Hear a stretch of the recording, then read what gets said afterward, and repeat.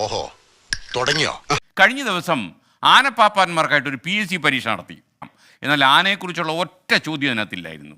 സ്വാഭാവികം. ആനപരിചരണത്തിനായി എന്തിനാണ് LDC model ചോദ്യപേപ്പർ എന്നാണ് ഇപ്പോൾ ആളുകൾ ചോദിക്കുന്ന ചോദ്യം. പാപ്പാന്മാർക്ക് ഈ അഭിപ്രായമുണ്ട്. ആദ്യം സിലബസ് ഒന്ന് നോക്കാം. ഇന്ത്യൻ സ്വാതന്ത്ര്യ സമരം മുതൽ ആറ്റത്തിന്റെ ഘടന വരെ, അല്ല നിങ്ങൾക്കൊന്നും തലയ്ക്ക് സ്ഥിരമായി. സൗരയൂഥവും സവിശേഷതകളും മുതൽ സാംക്രമിക രോഗങ്ങളും രോഗകാരികളും വരെ. സാർ ഇങ്ങനെ മനസ്സാക്ഷിയില്ല സംസാരിക്കരുത് സാർ. വേണമെങ്കിൽ ഞങ്ങൾ അങ്ങ് തൂക്കിക്കൊന്നേക്കാം. പിന്നെയോ സംഖ്യകളും അടിസ്ഥാന ക്രിയകളും വർഗവും വർഗമൂലവും അങ്ങനെ നീളുന്നു. പക്ഷേ എവിടെയും ആനയെ കണ്ടില്ല എന്നതാണ് കാര്യം. കൊല്ലാതിരിക്കാൻ പറ്റുമോ?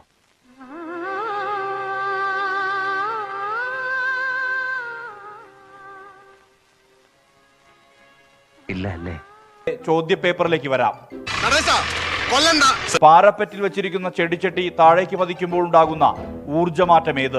യുദ്ധക്കപ്പലായ INS മഹീന്ദ്രയ്ക്ക് ഇന്ത്യയിലെ ഏത് സംസ്ഥാനത്തെ മലനിരകളുടെ പേരാണ് നൽകിയിരിക്കുന്നത്?